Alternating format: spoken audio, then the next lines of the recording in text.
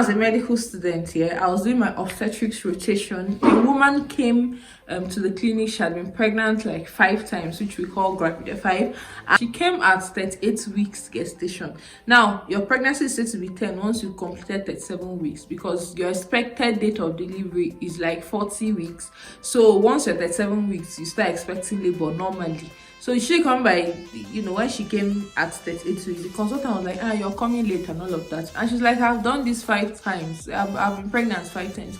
And he made the statement that all pregnancies are not the same. So I have been pregnant twice. So I feel like a pro in this thing. So I wanted to compare both pregnancies and see if they were the same or they were different. And I'll also be giving you health tips because your girl got you.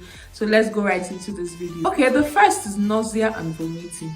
So in my first pregnancy, it was bad. It was really bad. Like, there were days I could not go to work because of it. If you've not seen my first pregnancy experience, by the way, I'll link it up down in the description box. So after watching this video, you can just go back there and just see that. But this second pregnancy, yes, I vomited some days, but it wasn't every day, and it was definitely much better. I've heard some people say that their first was no vomiting whatsoever, then their second vomiting everywhere. But for me, it was much better this second time. Now let's talk about cravings.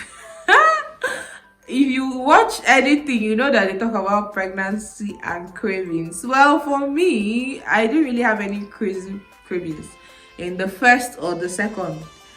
I did eat a lot of catfish pepper soup this second time, but I really didn't have like any out of the world craving or any craving. I wake up in the night and tell my husband that if he doesn't produce it now, I don't know, but I didn't have that. Some people have that, but either in the first or the second, I didn't really have that. But yes, I craved catfish pepper soup, but I don't think that is out of the world anyway, and I ate it. So yeah.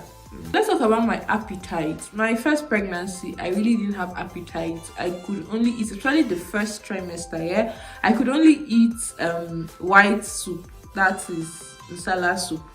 I'll put a picture here so that if you don't know what it is, you can see what it is, because it's kind of bland, no vegetables. It's kind of just spicy and bland. So that was what I wanted to eat.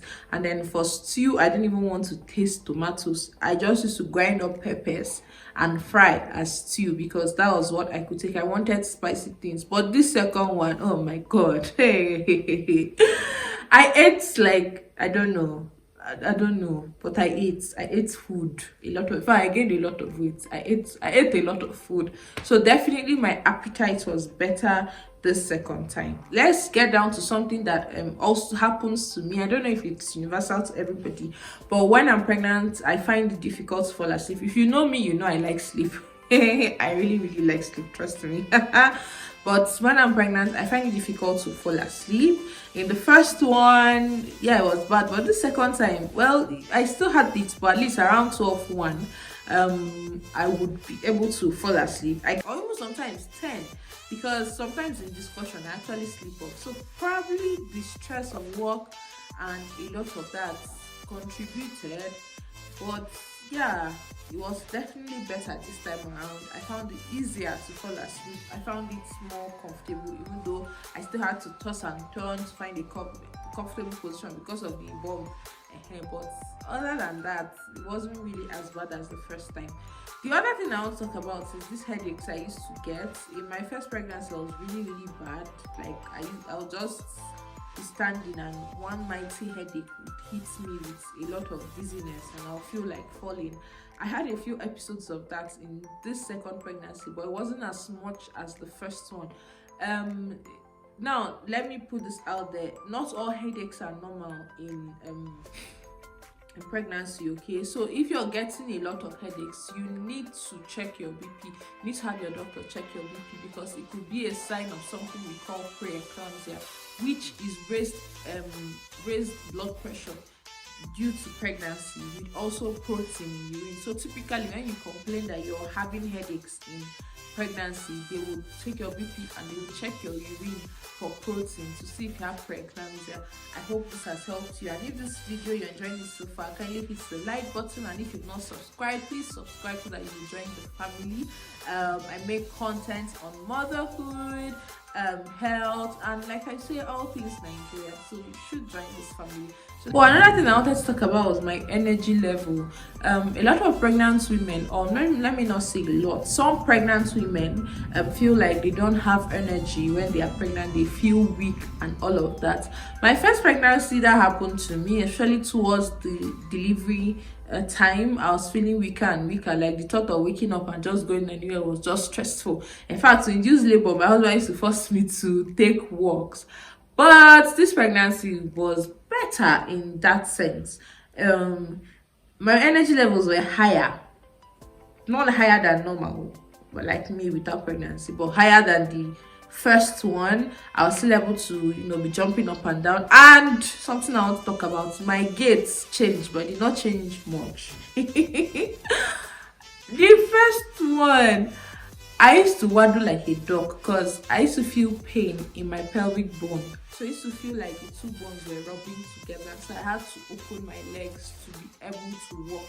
But this time around, yes, I had that pain, but it wasn't as bad. So I didn't have to waddle a lot. In fact, as at 38 weeks, I was still marching like a soldier. Even though, of course, with the bomb, the the walking had changed, but no, it wasn't as bad. So I think I have made a point that not all pregnancies are the same.